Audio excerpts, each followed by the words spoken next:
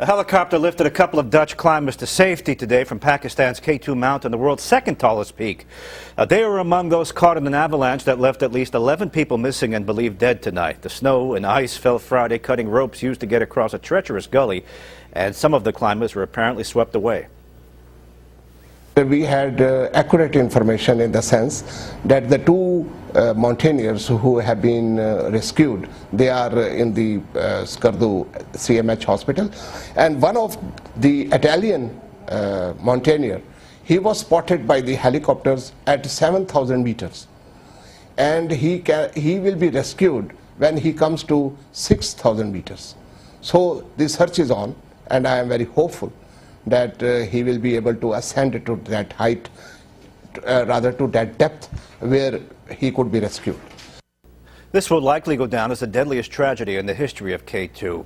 Warwick chiropractor Dr. Tim Waren was on top of Mount Everest earlier this year and joins us now to talk about this tragedy that we're hearing about. Thanks for coming in. Thanks for having me, Jim. I know that there's a sort of a culture of mountain climbing people. You keep in touch by email, you talk to each other. What's the buzz about this tragedy? Are you hearing anything? Well, a couple of my friends were on this mountain. One that I climbed Everest with was on my team this year, Jomling Bote, and luckily he's safe, and very sad about everybody else. A lot of sadness in the world because it's an international group. The other person was a guy I climbed with in Everest last year from Singapore. He's also safe. Right. So I'm happy about that. The buzz is there's a lot of uncertainty still, and we're not going to know for sure who is missing and who's passed on for 2 or 3 or 4 days. Right. Death is part of this business. I've heard you speak, and it is not uncommon as you climb to Mount Everest or you climb to K2. There are people who didn't make it, and they've been there for quite some time. You'll pass bodies on the way up. That's true. Yeah. I mean, when they say they're recovering these people, are they going after hoping to find them alive, or what do you think is going on?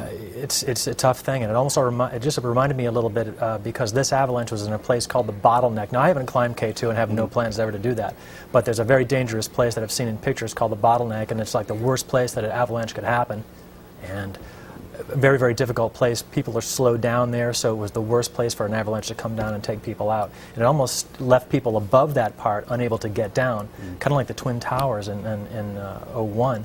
People above the crash site were unable to get down through it. Same thing here, only on the tallest mountain. When you climb, is an avalanche just like the monster that might get you? There's nothing you can do about it if one comes along? No, it's called objective hazard, which means it's really you didn't do anything wrong. It's just you're in the wrong place at the wrong time. And that can kill you on Everest too. But K2 is a little special. The terrain is very, very steep.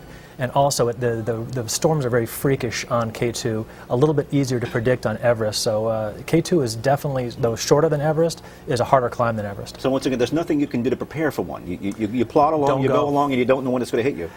You can, there's somewhat you can do. You don't climb when there's just been a recent snowfall, but this was an ice fall. This wasn't related to any heavy snowfall. I think it was going to go. Right. It wasn't then, it would have been a week later. Is it the snow or the ice that you worry about more? Well, both can kill you.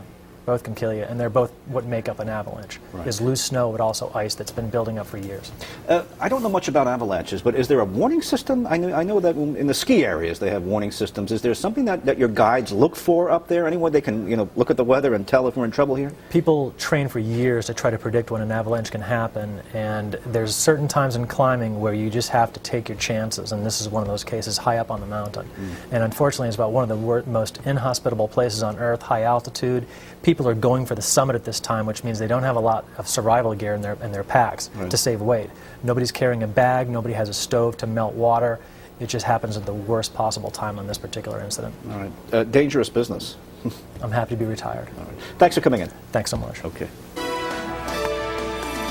Up next.